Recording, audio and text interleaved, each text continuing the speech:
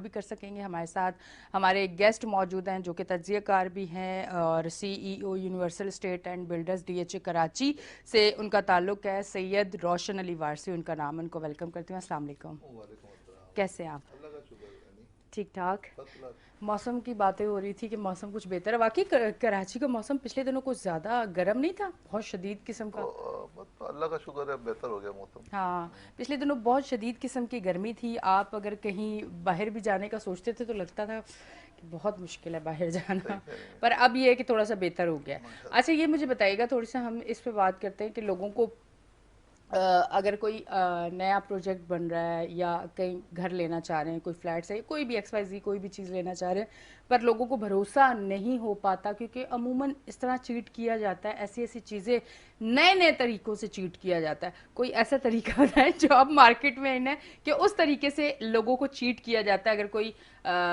Booking करवाने जाता है, कोई अगर नई प्रॉपर्टी ले रहा होता है, तो क्या तरीक़ेकार होते हैं चीट करने के जो अब मार्केट में बहुत ज़्यादा चल रहा है और लोगों को उनसे बचना चाहिए?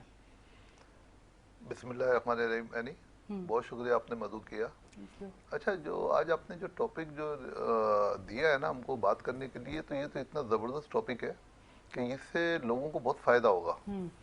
देखें, ये जो धोखा कहाँ होता है?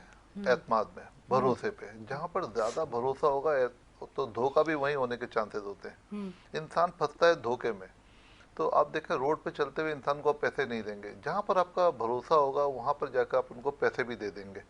तो सबसे पहले तो आप लालच में ना आए, किसी की बातों में ना आए। और हम्म। कोई आदमी, अगर आप फर्क करेंगे, कोई प्रॉपर्टी ऐसी है कि हम्म। उसकी वैल्यू अगर वो 1 करोड़ है और कोई आपको अगर बोलता है भाई मेरे को 75 लाख रुपए दे दो, तो आप समझ लें कि इधर कहीं ना कहीं आपको साथ फ्रॉड हो मतलब जाएगा। जो प्रॉपर्टी की जो उस टाइम कीमत है उसी पे अगर मिले तो ठीक है, अगर आपको कम पे मिल रही तो मतलब कुछ ना कुछ फिर गलत हो रहा है। देखिए, कम से मुराद ये कि 19-20 है तो ठीक है। फिर समझ आती है। हाँ, मगर ये कि लोगों को मैं आज सिर्फ ये बात अच्छी तरीके से बताना चाहता हूँ कि लोग किस तरीके से फ्रॉड से बच सकते हैं, क्योंकि मैं हम्म। 30 साल से इसी बिजनेस में हूँ, तो मैंने बड़ा ऊंच नीच देखी हुई है। हम्म। अब वो जो मार्केट में जो चीज़ हो रही है ना, वो मैं आपको बताना चाहता हूँ। अब लोग एतमाद में जो है ना, वो लोगों को एतमाद में ले लेते हैं। एतमाद इतना हो जाता है कि फिर लोग उस पर भरोसा इस हद तक कर लेते हैं कि उसको पैसे दे के चले जाते हैं। ठीक है। मगर जो बुनियादी गलती है उनकी, वो ये है कि वो अपनी जो प्रॉपर्टी खरीद रहे हैं या बुकिंग में ले रहे हैं, उसकी वो चेक, उसकी वो तसल्ली नहीं करते कि ये प्रॉपर्टी किसके नाम पर है हम्म। और इसका ऑनर कौन है हम्म। और बना कौन रहा है। क्योंकि ये लोग क्या करते हैं कि पूरी की पूरी बिल्डिंग जो है ना, वो 10% बयाना देकर या 15%, 20% दे के पूरा कॉन्ट्रैक्ट कर लेते हैं, एग्रीमेंट कर लेते हैं, फिर वो मालिक बन जाते हैं अच्छा। पूरी बिल्डिंग के, कि भाई हमने तो कॉन्ट्रैक्ट कर लिया, ये तो बिल्डिंग हमारी, हमने खरीद ली। हम्म। अब जो बिल्डिंग ओनर होता है उसने तो उनके साथ कॉन्ट्रैक्ट कर लिया। अब वो जब जो ये अभी स्टेट एजेंट्स जो होते हैं या बुकिंग एजेंट्स होते हैं या फिर ये जो मार्केटिंग एजेंट्स होते हैं, ये क्या करते हैं कि फिर उसको उसी के ऊपर जो है ना, जैसे फर्ज करें वहाँ पे 10% दिया, यहाँ पे 15%, यहाँ पे 50% पैसे लेकर हम्म। उसको डिस्काउंट दे देते हैं।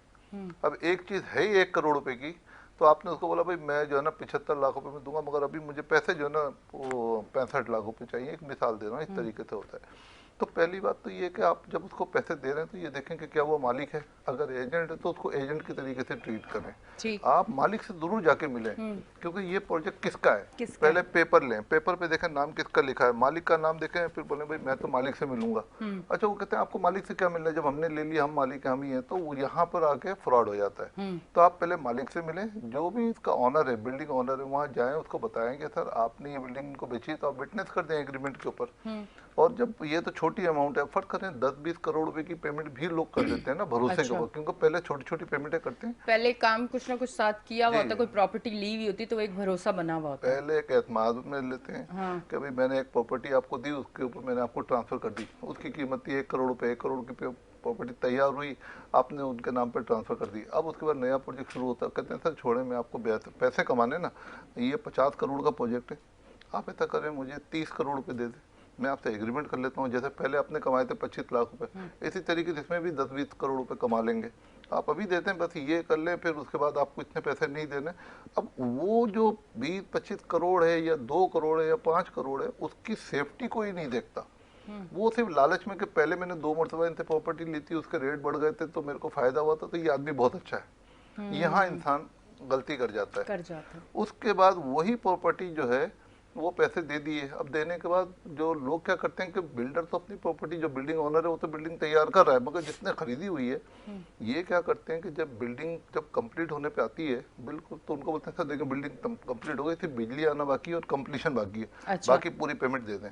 ठीक है। पूरी की पूरी पेमेंट ले लेते हैं, सिर्फ 10% जो है वो रोक देते हैं। फिर जो बुकिंग एजेंट जो होते हैं जिन्होंने बिल्डिंग उठाई होती है वो उसको कंप्लीट नहीं होने देता, अच्छा। क्योंकि कंप्लीट होगी तो ट्रांसफर करनी पड़ेगी। अच्छा, फिर कंप्लीट नहीं होने वो देते। इसलिए नहीं देने देता कि अब फिर क्या होता है कि फिर लोग शोर करते हैं क्या हुआ, बोले सर देखो आपको पता है वो तो डिपार्टमेंट का मामला है, डिपार्टमेंट में आपको मसला है, वो कंप्लीशन अभी हो नहीं रही, जब कंप्लीशन हो जाएगी आपका नाम ट्रांसफर करेंगे। 2-2 3-3 साल तक बिल्डिंगें खड़ी रहती हैं, उससे ले लिए पैसे।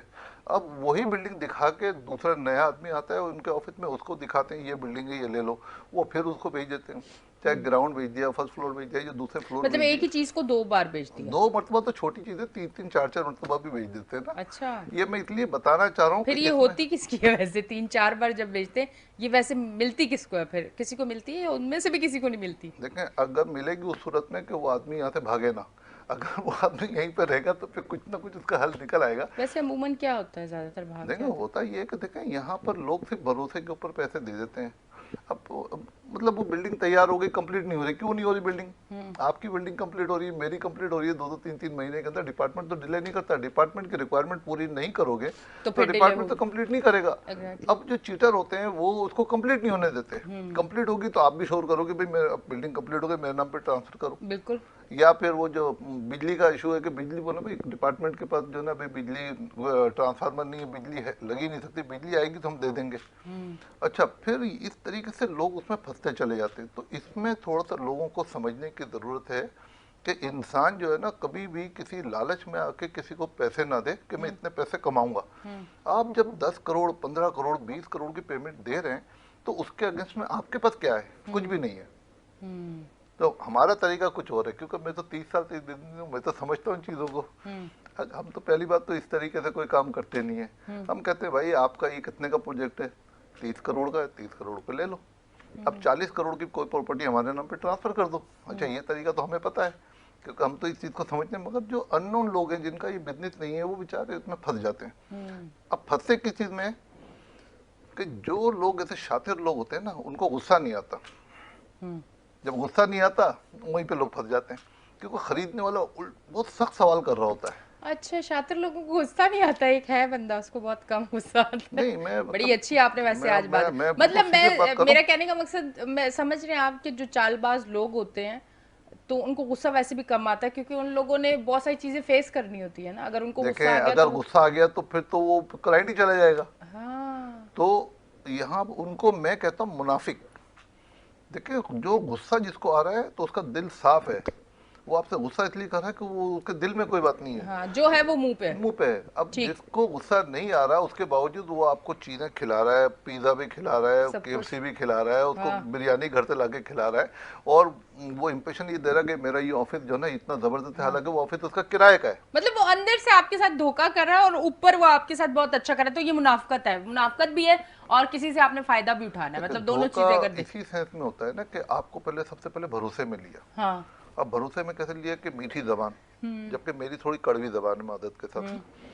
तो अपने फील्ड के अंदर मैं अगर कोई सही है तो सही है, गलत है तो चाहे वो कितना ही मेरे को उससे फायदा हो रहा होगा, मैं हाँ, उसकी पर परवाह नहीं गलत है करता तो हूँ। नहीं, वो गलत है। गलत है तो गलत है, ये नहीं कि ठीक। उसने मुझे टाइम दिया कि 12 बजे जाऊंगा, वो पहुंच गया 12:30 बजे, मैं सबसे पहले तो उसकी क्लास लेता हूँ, भाई तुम लेट क्यों हुए? मेरा दिल साफ है ना भाई, मैं को तुम्हारे लिए तुम्हारा नौकर थोड़ी ना, मैंने तुम्हें कुछ चीट करना है भाई, अब टाइम दिया है टाइम पे आओ, क्योंकि मेरा भी टाइम कीमती है। तो मतलब ये मतलब उनको पहले समझाता हूँ भाई देखें, जो टाइम दो उसकी पाबंदी करो। जो आदमी टाइम की पाबंदी नहीं कर सकता वो आगे चल के जो है ना अपना मामला भी सीधे नहीं रख सकता। बिल्कुल, टाइम की मैंने तो कदर लोगों को करनी देखा चाहिए। है कि आप उसको 2-2 घंटे लेट हो गए, जितने चीटिंग करनी है वो उसके बावजूद खड़े होकर वेलकम कर रहे होते हैं, उनकी दावत कर रहे होते हैं।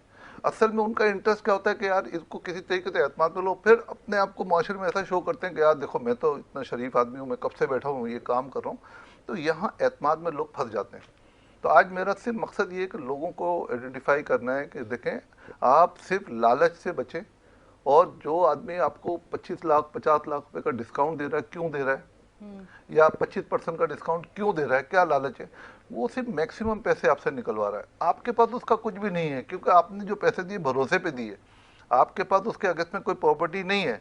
अच्छा, फिर वो मालिक से भी आपका एग्रीमेंट नहीं हुआ होगा कि कल आप कोर्ट में जाकर उसका सहारा कर ले लें, वो भी नहीं होगा। तो आपके पास कोई प्रूफ नहीं है ना ऐसा, तो आप प्रूफ मालिक से लेने के आपकी जब लिए, मुलाकात ही नहीं हो, कुछ है ही नहीं, तो फिर आप किस चीज़ पे बोल मैं सकते तो कहता हूँ जब आप इतना बड़ा कोई काम करें, कोई लीगल एडवाइजर अपने साथ रखें। हैं? ज़रूर, बिल्कुल। लीगल एडवाइजर को अब लोग क्या करते हैं कि लीगल एडवाइजर की फीस बचाने के लिए वो खुद ही जाके कांटेक्ट कर लेते हैं, सिर्फ उसकी उसकी शराफत को देखते हुए कि तो बहुत शरीफ आदमी है, हमें तो हमारे साथ धोखा करेगा नहीं। तो धोखा तो होता ही वहीं पर है जहाँ पे भरोसा होता है। तो यहाँ पर लोगों को थोड़ा सा मैं चाहूँगा कि वो जब भी अपना कोई काम करें, लेन देन बिल्कुल करें, भरोसा भी करें, मगर लीगल फॉर्मेलिटी अपनी पूरी करें। लीगल फॉर्मेलिटी के तरीके हैं, जैसे आपने बड़ी अमाउंट दी, आपने एक एग्रीमेंट किया, वो एग्रीमेंट में फर्ज करें कि कॉन्ट्रैक्ट में एग्रीमेंट आपने उसके साथ किया जितने बिल्डिंग ओनर से जो है कॉन्ट्रैक्ट किया, वो आपने उससे कर लिया, हाँ। उसकी कॉपी लें। और जो उसने बिल्डिंग ओनर से कॉन्ट्रैक्ट किया उसकी भी कॉपी लें, और बिल्डिंग ओनर से अपने एग्रीमेंट के अंदर विटनेस करवा लें, तो आप सेफ हो जाएंगे। और फिर वो एग्रीमेंट जाकर रजिस्ट्रार ऑफिस में रजिस्टर्ड करवा लें, आप सेफ हो गए। मगर यहाँ तक वो आने नहीं देगा आपको।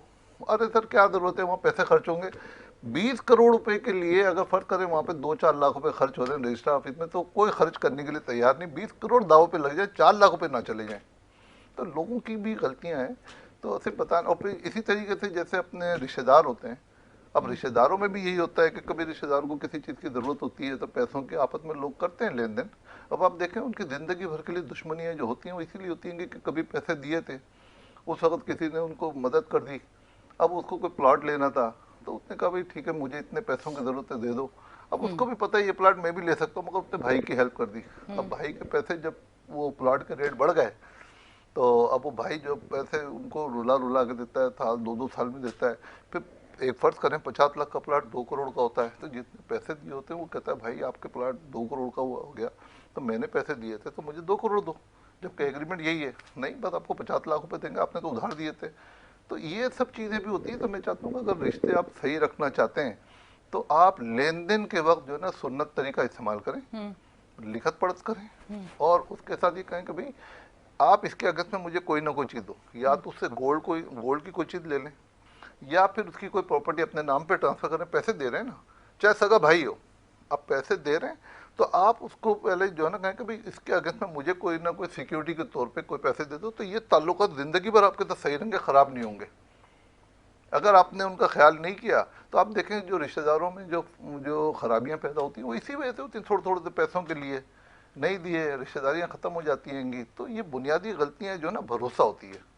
भरोसा नहीं करें कारोबार में, लेन देन में, चाहे रिश्तेदारों में हो, बहन भाइयों में हो, या रियल एस्टेट एजेंट से हो, या बुकिंग एजेंट से हो, या वो अपना जो बुकिंग एजेंट होते हैं या फिर मार्केटिंग एजेंट होते हैं ना, इनके साथ आपको बहुत संभल के चलने की ज़रूरत है। लीगल एडवाइज़र को ज़रूर डालें बीच में, देखें। बेफिक्र हैं, कभी भी